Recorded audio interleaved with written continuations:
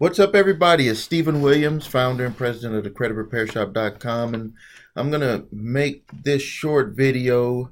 This is one of the biggest uh, issues that we deal with in my office, and I want to give you some help, some tips on how to deal with garnishments. Garnishments are like one of the worst things that people experience because they're like, hey, I'm working all week and I'm not even going to get my whole paycheck. They're going to take money straight out of there.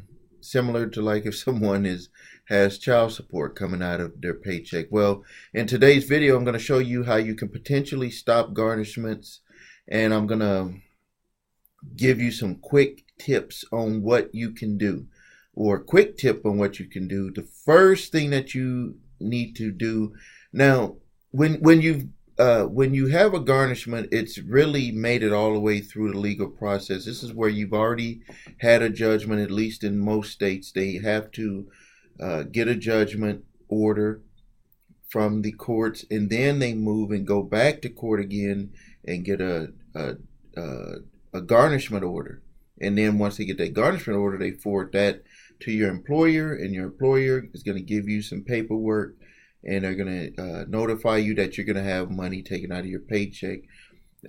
Usually what happens is the collection agency or the original creditor, they'll propose an amount, and that's where a lot of people, flip out, because they don't know that just because they propose an amount does not necessarily mean that that's the appropriate amount that they can take out of your paycheck. But let's first start at ways that you can actually stop a garnishment, like the simplest, quickest, easiest way to stop a garnishment. This is a document from here in the state of Wisconsin that we have. We call it here the Poverty Guidelines for Earning. I don't like that name for it, but this is the name that they chose for it.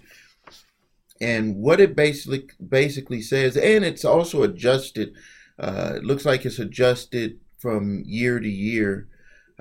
This one here, this is an older one that we had, but it was July 1st, 2018 to June 30th, 2019. So from year to year, your state will have an amount that they would consider where you would be able to be garnished. And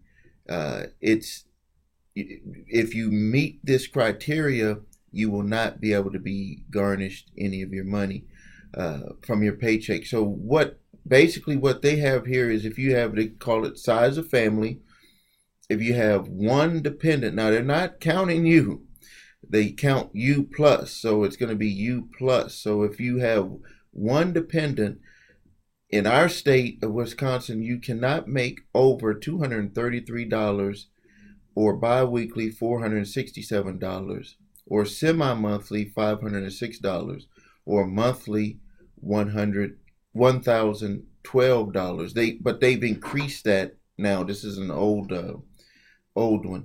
And then what they do is they'll allow you to add money per dependent. So if you have two dependents in your household, and dependents can be anyone that you're taking care of in your household. It could be an adult that's proven to be a dependent in your household. So if you had, in this example, if you have two dependents and you're earning, it says here, two dependents weekly, $316, bi-weekly $633, and semi-monthly $686, monthly $1,372. If you're in this level, either you right on the border, and I've even seen it if it's a little bit over that number or under that number, obviously, you cannot be garnished. This is like the quickest, the fastest way that you can stop a garnishment. This is the quickest and easiest way to stop a garnishment. So the way that you can find this in your state is you could type in, they don't usually call it this. I would type in garnishment laws or garnishment worksheet. You're going to have to do some searching. This is stuff that a lot of people didn't even know about. When we got into doing this, a lot of people were getting garnished in our area, And we looked this up, and we were stopping garnishments left and right because people were just not qualifying. They would have 3, 4, 5 dependents. Had a young lady with 3 kids, or a husband, and he had a wife and kids. The wife didn't work, so they were not able to garnish their wages. So we were able to stop it, and in most cases, the money has to be returned. That depends on the state that you live in, but in our state, the money would have to be returned. And there was a gentleman that had a student loan, and he was being garnished his money, and then we had gave him a strategy, which I'm going to talk about tomorrow, is if you're on Social Security. He was being garnished, and we we told him what to do. He sent in the information about that, and they stopped the garnishment, and they gave over $2,000 of the money back that had been garnished from his wages, or from his money that he was getting in. So if you have a garnishment, look online, look under garnishment laws. You're going to have to find some type of earnings worksheet, or some type of some of them might say exemptions, garnishment exemptions for your state. Poverty guidelines, that's what they call it here. Look that up, and it's going to tell you the amount of money that you have to make over to be able to be garnished. And then when you make over that amount, it just goes into a worksheet on the amount that you're able to be garnished. So if you need help, look us up online at creditrepairshop.com. If you need your credit reports and scores, you always need to know that information. There's a link below here with our link to the website. Go to www.your3scores.com, and I'm going to leave you with positive thinking, because I promise you that it's not going to be the same as other channels, and I'm going to get you to where you want to be by having you think positive and do away with all the negative thinking. You have to envision yourself moving forward in life. If you get stuck, like in a good example here, if someone has a garnishment coming after them, and let's just say that they are under the poverty guidelines, that you don't make enough money to be able to be garnished, you should not be satisfied with that outcome. Just because you cannot be garnished, you should not subconsciously accept that this is where you're going to be at, and that you got out of paying a garnishment, and so now you're going to allow yourself to be that individual. That's how you subconsciously program yourself on accident. People can program. We can all accidentally program ourselves for failure on accident because of something that we were able to either get away with, or something that happened in our favor. This is not a solution for moving forward with your life. This is a solution for stopping an event in your life. But you must start to think positive and see yourself moving forward and resolving all of your debt issues, and having enough money to take care of yourself and your family, to live comfortably.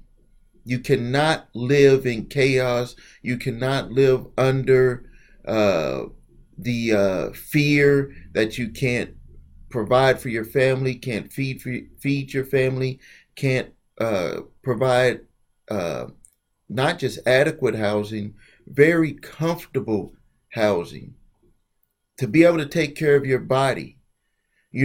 Not having money and being able to take care of yourself does things to your body. It will make you sick. It'll make you worry. When you worry, your body reacts, your mind reacts, your outward, the way that you look. You don't even have to say things to people. People will pick up on how you feel. People will see how you look and they will understand how you feel. They'll understand what you're going through. They may not say it, but they will understand it.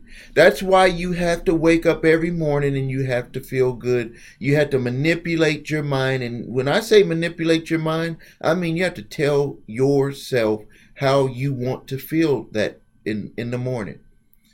It is easy for anyone, any of us, to just wake up and be in a bad attitude. You can wake up and you could be in a bad, negative attitude. So why not wake up and have a positive minded attitude? You want to know why that's hard for you? Is because you haven't practiced it. You've practiced over and over, or allowed yourself over and over to make it easy to just wake up negative, to wake up in the morning and be tired, had that tired feeling. You want to know what I do when I wake up? I get the hell up out of bed.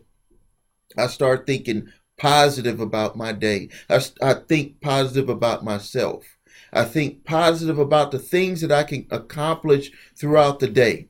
I get my mind moving first. The mind controls the body does not control the mind. Trust me, if you start to practice that, your body will follow the instructions of what you tell it to do. It is not the reverse.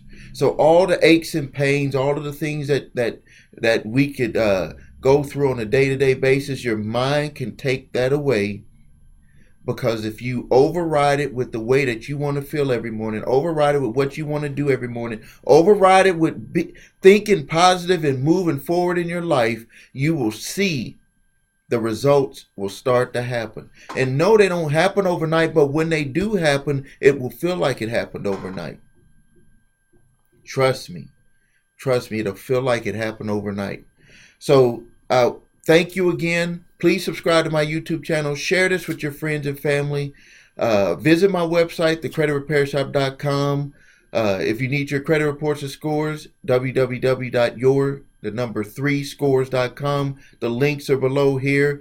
Have a great day, and I'll see you the next time. Thank you.